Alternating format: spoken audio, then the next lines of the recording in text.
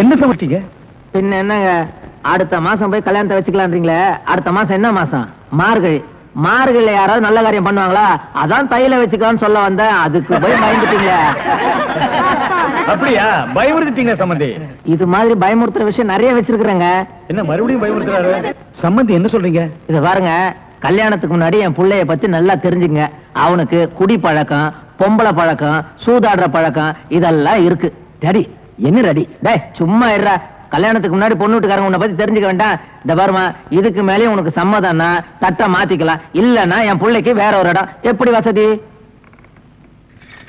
1000 பொய்ய சொல்லி ஒரு கல்யாணம் பண்ணேன்னு சொல்லுவாங்க. ஆனா நீங்க 1000 உண்மைகளை சொல்றீங்க. உங்களுக்கு மருமகளா வர நான் கொடுத்து வச்சிருக்கணும். நிறுத்துங்க. வாமா, பணக்கார வீட்டுல நிச்சயதார்த்தம் பண்ணும்போது கலாட்டா பண்ண யாரும் வரலையே நினைச்சேன். கரெக்டா வந்துட்டியே. இப்படி எத்தனை பேர் கிளம்பி இருக்கீங்க? நான் ஒன்னும் அப்படிப்பட்ட பொண்ணு இல்லைங்க. இந்த போட்டோ பாருங்க. என்ன சம்பந்தி, அந்த போட்டோவில் உங்க பிள்ளையும் அந்த பொண்ணு கட்டி பிடிச்ச மாதிரி இருக்கா? இந்த காலத்துல அந்த மாதிரி போட்டோ எத்தனை வேணாலும் இருக்கலாம். இதெல்லாம் நம்பாதீங்க. ஒரு பொண்ணு எந்த விஷயத்துல வேணாலும் போய் சொல்லுவா, ஆனா தான் கட்டிக்க போற விஷயத்துல போய் சொல்லவே மாட்டா. அதுவும் இல்லாம என் பிள்ளைய பத்தி எனக்கு நல்லா தெரியுமே. சம்பந்தி, உங்க பொண்ணு நல்ல இடத்துல வாழணும் தலையில எழுதிருக்கு, அதை மாத்திக்காதீங்க. இந்த பாருமா, பெரியவங்களை கூட்டிட்டு நல்ல நாளா பார்த்து வீட்டுக்கு வா. விசாரிச்சு உனக்கு ஒரு நல்ல முடிவை நான் சொல்றேன். எங்க அப்பா சொல்ற நல்ல முடிவை கேட்க நீ உயிரோட இருந்தா தானே. யாரா நீ? இவளோட முறமாம. ஓஹோ, நியாயம் கேட்க வந்திருக்கியா?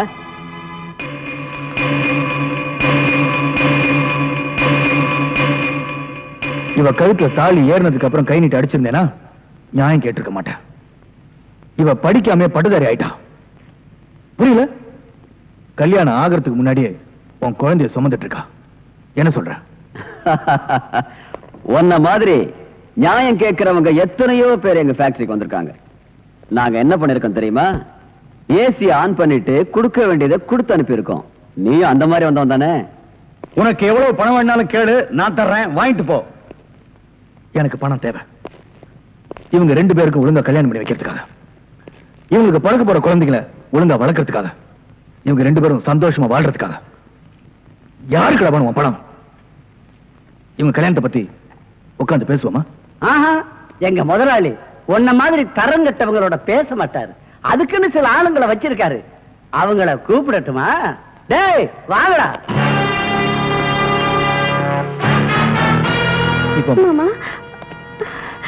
நீ போமா.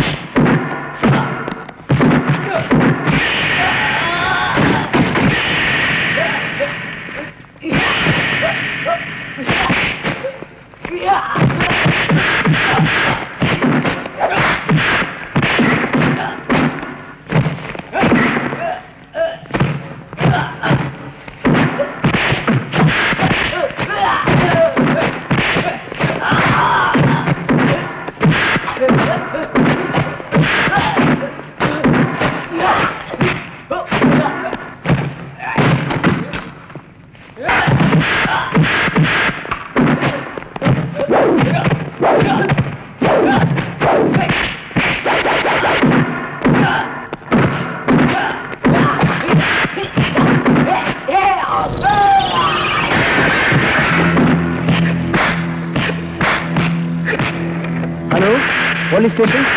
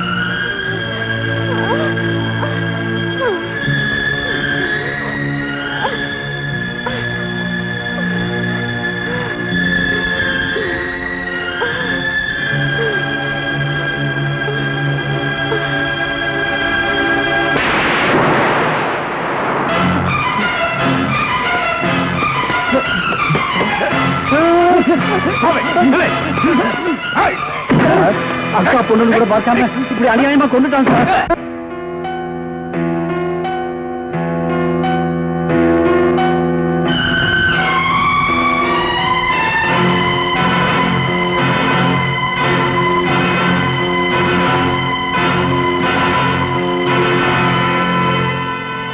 இவர்தான் இந்த கொலையை செய்திருக்கிறார் என்பது சந்தேகத்திற்கு இடமின்றி போதுமான சாட்சியங்களோடு நிரூபிக்கப்பட்டிருக்கிறது. எனவே இவருக்கு EPCO 302 மற்றும் 308 செக்ஷன் படி ஆயுள் தண்டனை விதித்து தீர்ப்பு கூறுகிறேன்.